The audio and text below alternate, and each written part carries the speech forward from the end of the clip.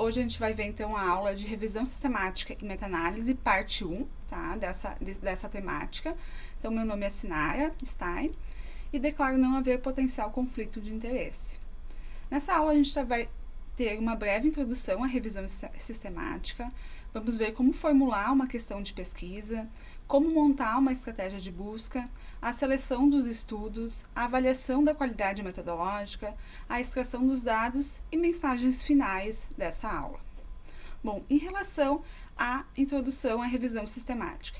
Embora a revisão sistemática utilize dados secundários, ela é considerada uma pesquisa original que responde uma pergunta específica de forma objetiva e imparcial, utilizando métodos sistemáticos definidos a priori, onde os sujeitos de pesquisa são os artigos publicados, é um método principal de síntese de evidências e pode ou não incluir uma meta-análise.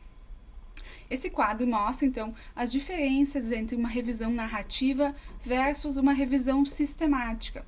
Uma revisão narrativa, o que ela é, então?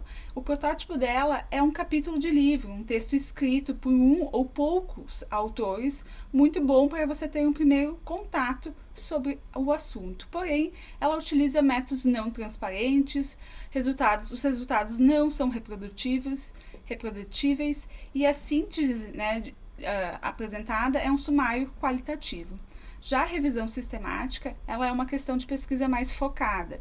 Ela utiliza métodos transparentes, os resultados são reprodutíveis e a gente pode fazer uma síntese quantitativa através do uso da meta-análise. Nós temos, então, tipos de revisões sistemáticas e meta-análise, que podem ser divididas em relação ao contexto ou em relação ao tipo do estudo revisado.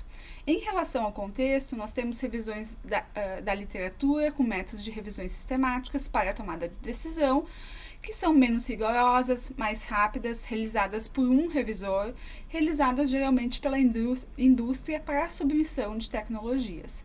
E temos as revisões sistemáticas acadêmicas, científicas, que são mais rigorosas, menos rápidas, realizadas por 2 revisores. E em relação ao tipo do estudo revisado, nós temos revisão sistemática e meta-análise para ensaios clínicos, estudos observacionais, comparações indiretas, a nível indivíduo. Saliento que essa aula vai ser especificamente para a revisão sistemática e meta-análise de ensaios clínicos randomizados. Bom, em relação aos pontos fortes e fracos das revisões sistemáticas. Os pontos fortes, então, a gente pode ver que ela é uma avaliação objetiva da evidência, possui uma metodologia clara e reprodutível, pode ser rapidamente atualizada, indica futuras questões de pesquisa e auxilia nas decisões em política e em saúde. Já os pontos fracos, ela é uma pesquisa retrospectiva, os estudos com resultados positivos são publicados com maior probabilidade, pode ter uma dificuldade na coleta de dados pela heterogeneidade dos estudos. Aqui, então, vou apresentar as etapas de uma revisão sistemática, então, passando por elas rapidamente e depois retornando cada uma, explicando a questão mais especificamente. Em relação, então, à primeira etapa de uma revisão sistemática, nós temos a questão de pesquisa, que é uma pergunta estruturada e objetiva que pode ser transformada em uma estratégia de busca e investigada em bases de dados eletrônicas. A estratégia, normalmente, que a gente utiliza é a estratégia PICO. Em relação à segunda etapa da nossa revisão sistemática, é o protocolo. A gente precisa desenvolver um documento, de planejamento metodológico detalhado dessa revisão sistemática. Após isso, a gente precisa desenvolver a estratégia de busca, nossa terceira etapa, então, da revisão sistemática, que se dá através de um conjunto de expressões formados por termos indexados e descritores e por palavras de textos relevantes. A gente precisa cuidar, para ter uma sensibilidade maximizada em relação à estratégia e ela se baseia-se na questão de pesquisa.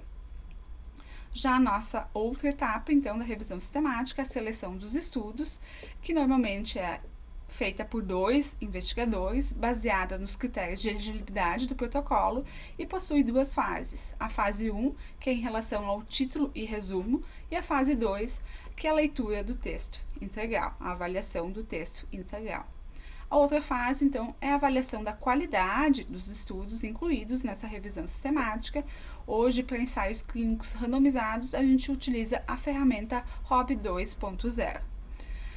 Após, então, temos a outra etapa, que é a extração de dados, que é feita, né, preferencialmente por 2 investigadores, né, e utiliza, então, uma ferramenta padronizada para extração de dados, né, formulário, uma planilha de Excel, por exemplo.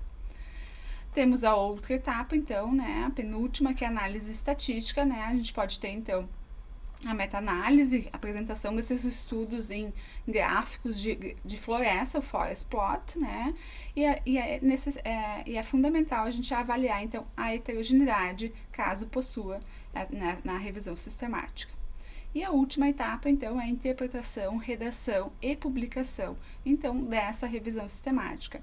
Nós precisamos interpretar o conjunto da evidência, levando em consideração a heterogeneidade, o efeito combinado, a qualidade da evidência e o risco de vieses.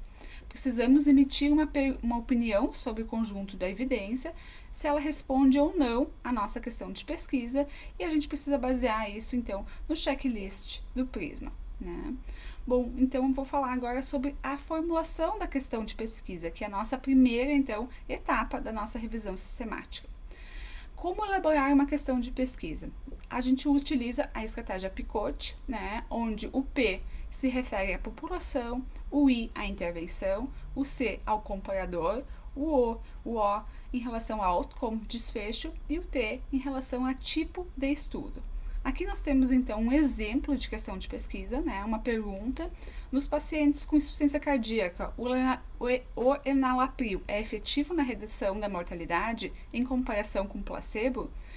Aqui a gente pode identificar, então, o P de paciente problema, que seria a insuficiência cardíaca, né, os pacientes com insuficiência cardíaca, a nossa intervenção, que é o enalapril, o nosso desfecho, nesse caso, é a mortalidade, e o nosso comparador, né, é o placebo. Então, a gente precisa, por uma questão de pesquisa, incluir, né, o paciente, a intervenção, o desfecho e o comparador nessa questão de pesquisa.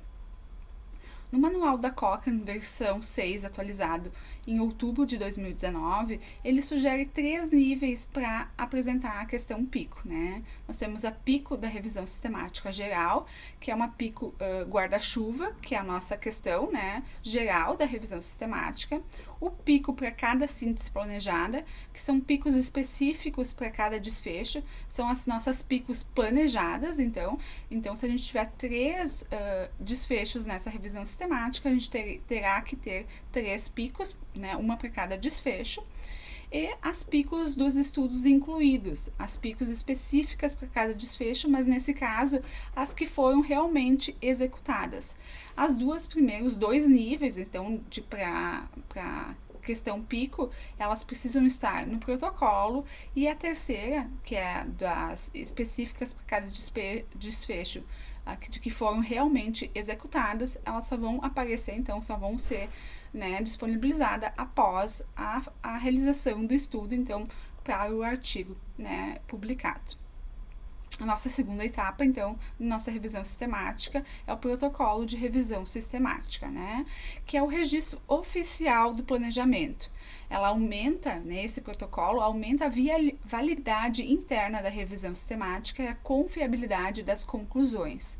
Ela informa a comunidade científica que uma determinada questão de pesquisa está sendo revisada.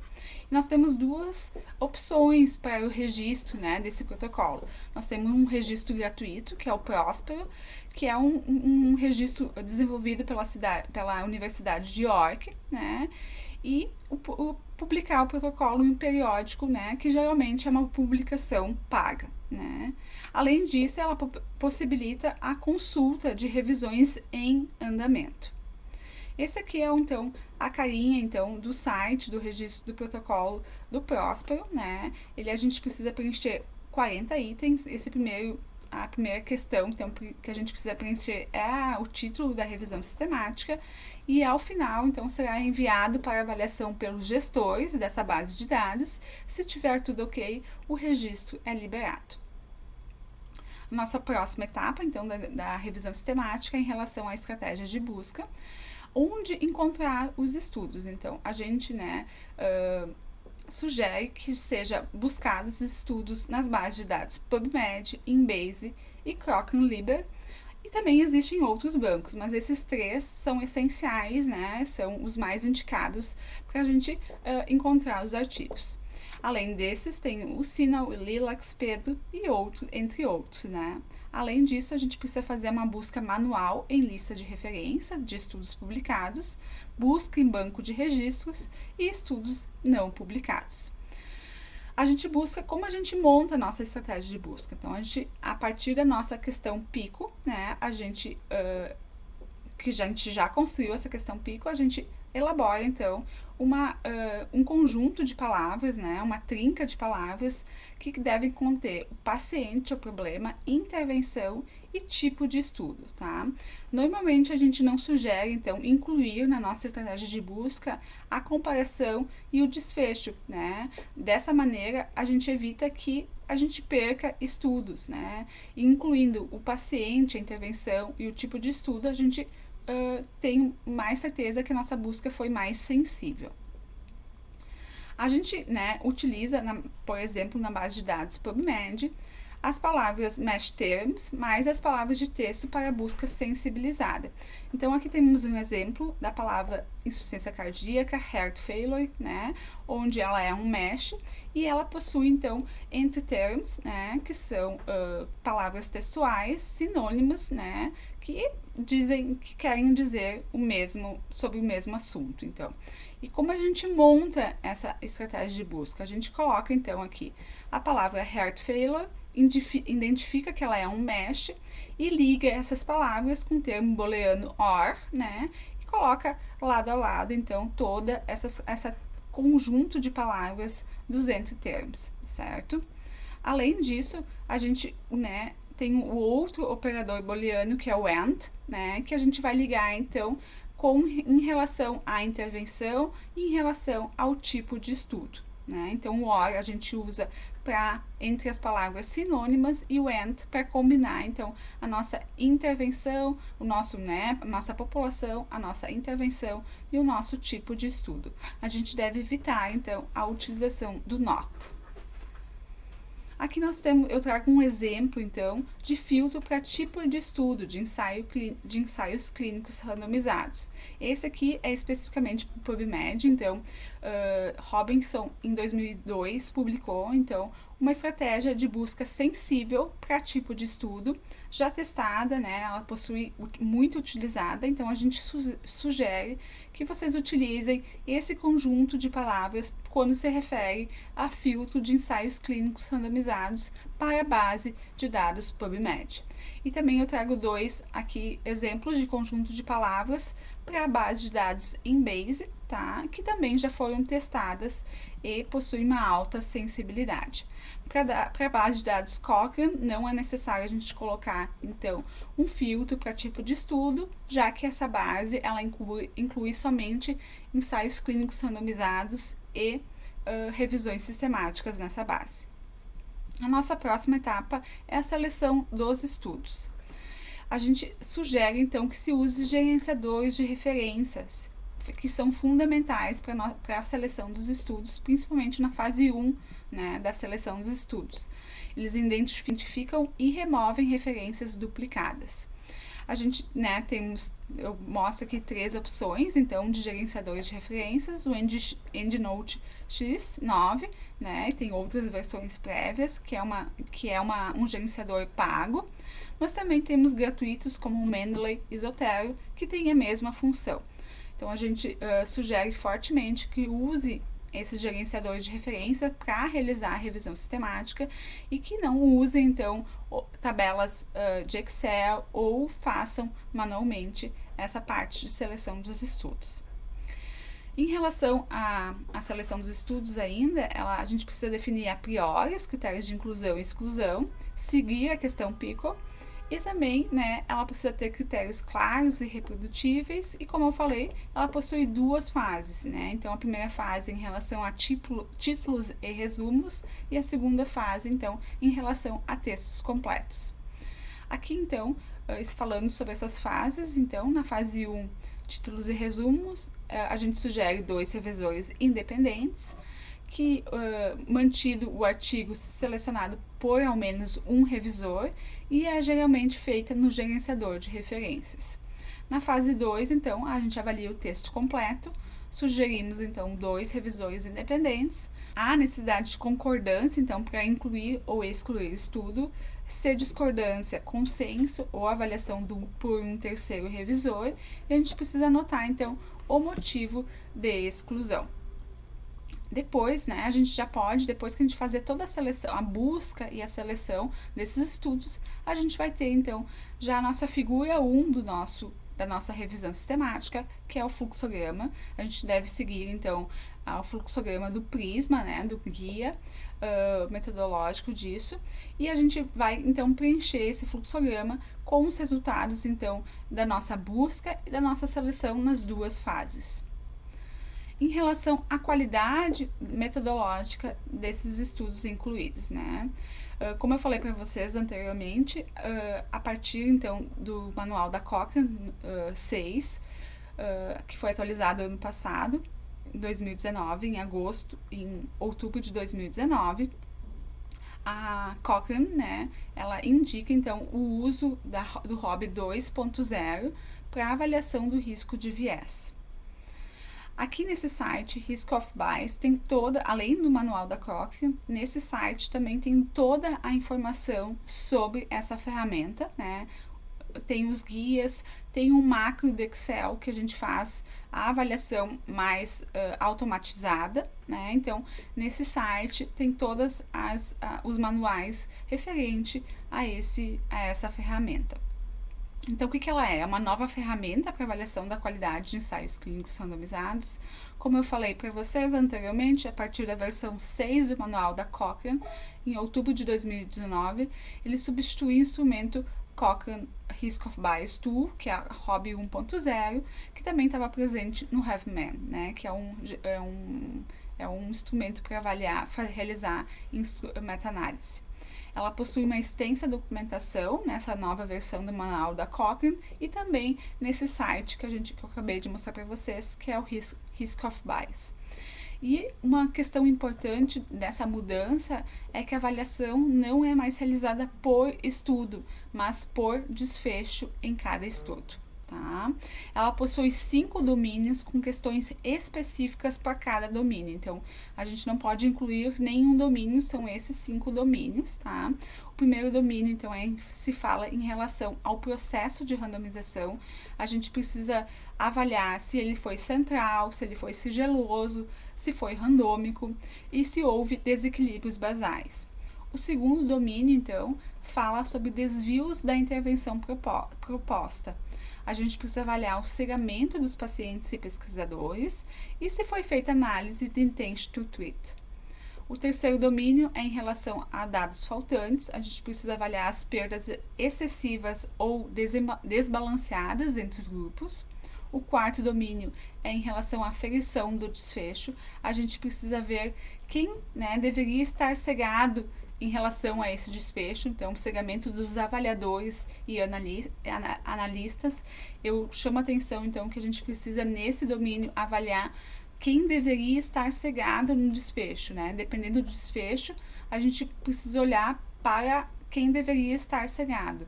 Como exemplo, trago qualidade de vida, né? Que é um desfecho que quem deveria estar cegado é o paciente por ser um desfecho autorrelatado. E o quinto domínio, então, é relato seletivo de desfechos, que se refere a resultados de desfechos conforme protocolo publicado.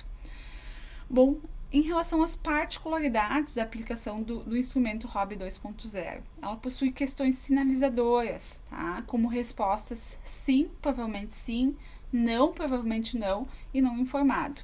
Sim, provavelmente sim, tem respostas parecidas, não e provavelmente não, também e não informado.